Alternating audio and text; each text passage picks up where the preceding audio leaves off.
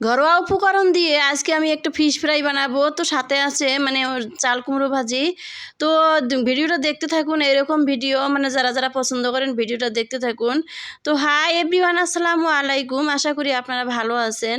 তো আজকে আমি দুপুরে রান্নাবান্না নিয়ে আসলাম। তো দেখেন আমার জামাই কীরকম এগুলো সরপুঁটি মাছ, একদম টাটকা সরপুঁটি মাছ নিয়ে এসেছে। তো এই মাছগুলো আমরা বেশি একটা খাই না, মানে ঝোল খাই না বেশি একটা। তো এনে বলতেছে তুমি একটা মানে এক পিস পিস করে মানে এই মাছগুলো ভাজি করবে, একদম ভাজবা, সাথে পেঁয়াজ মরিচ থাকবে।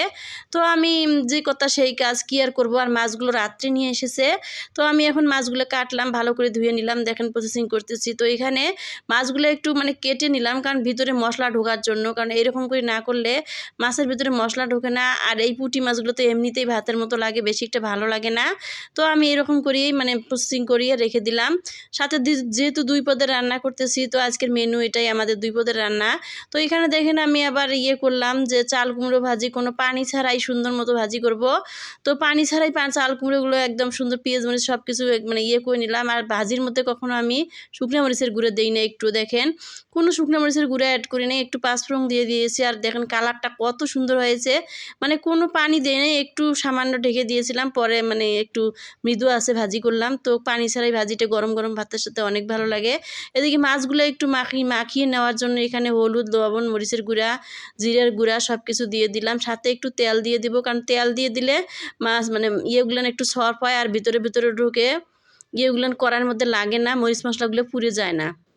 ভালো করে তেল দিয়ে দেখেন কত সুন্দর করে আমি মেখে নিলাম, একদম ম্যারিনেট করে নিয়ে মাছের গায়ে মেখে দিব, একদম ভিতরে ভিতরে ঢুকবে। কত মানে এখানে মাখিয়ে দেওয়াটাই সবচেয়ে হলো কঠিন কাজ। ভালো করে মাখিয়ে একদম মানে দমে রাখতে হবে। আর এই যে দেখেন ভিতরে ভিতরে যেন ঢোকে, তার জন্য আমি ভালো করে মাখতেছি, গায়ে গায়ে দিতেছি। তো এইরকম মাছের ভাজাটা যে এত ভালো লাগে, ফিশ ফ্রাই মানে ঘরোয়া উপকরণ দিয়ে ঘরোয়া ভাবে বানাইলে গরম গরম ভাতের সাথে অনেক ভালো লাগে।